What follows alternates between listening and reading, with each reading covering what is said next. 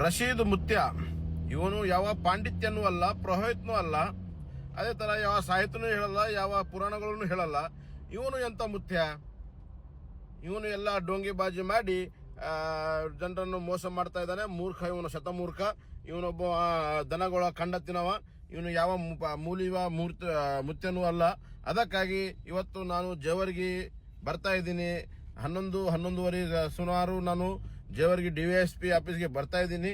ನನ್ನ ಎಲ್ಲ ಹಿಂದೂ ಬಾಂಧವಗಳು ಮತ್ತು ಎಲ್ಲ ನನ್ನ ಸಹೋದರರು ಈ ಒಂದು ಡೋಂಗಿ ಮುತ್ಯನಿಗೆ ಕಡಿವಾಣ ಹಾಕೋಕ್ಕೆ ಜನರು ಮೋಸ ಮಾಡ್ತಿರುವ ದುಕಾನನ್ನು ಬಂದ್ ಮಾಡಕ್ಕೆ ತಾವೆಲ್ಲರೂ ಇವತ್ತು 11:30 ಗಂಟೆಗೆ ಜೇವರ್ಗಿ ಪೊಲೀಸ್ ಠಾಣೆ ಹತ್ರ ಹಾಜರಾಗಬೇಕಂತೇಳಿ ವಿನಂತಿ ಮಾಡ್ತಾ ಇದ್ದೀನಿ.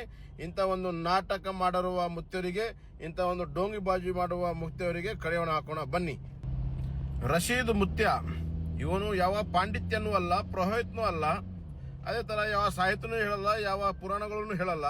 ಇವನು ಎಂತ ಮುತ್ಯ? ಇವನು ಎಲ್ಲ ಡೋಂಗಿಬಾಜಿ ಮಾಡಿ ಜನರನ್ನು ಮೋಸ ಮಾಡ್ತಾ ಇದ್ದಾನೆ. ಮೂರ್ಖ ಇವನು, ಶತಮೂರ್ಖ. ಇವನೊಬ್ಬ ದನಗಳ ಕಂಡ ತಿನ್ನವ. ಇವನು ಯಾವ ಮೂಲಿವ ಮುತ್ಯನೂ ಅಲ್ಲ. ಅದಕ್ಕಾಗಿ ಇವತ್ತು ನಾನು ಜೇವರ್ಗಿ ಬರ್ತಾ ಇದ್ದೀನಿ. 11:30 ಸುಮಾರು ನಾನು ಜೇವರ್ಗಿ DYSP ಆಫೀಸ್ಗೆ ಬರ್ತಾ ಇದ್ದೀನಿ.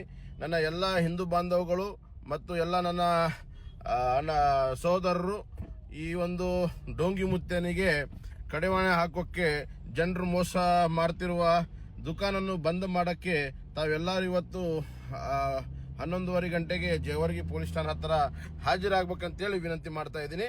ಇಂಥ ಒಂದು ನಾಟಕ ಮಾಡಿರುವ ಮುತ್ಯವರಿಗೆ, ಇಂಥ ಒಂದು ಡೋಂಗಿಬಾಜಿ ಮಾಡುವ ಮುತ್ಯವರಿಗೆ ಕಡಿವಾಣ ಹಾಕೋಣ ಬನ್ನಿ.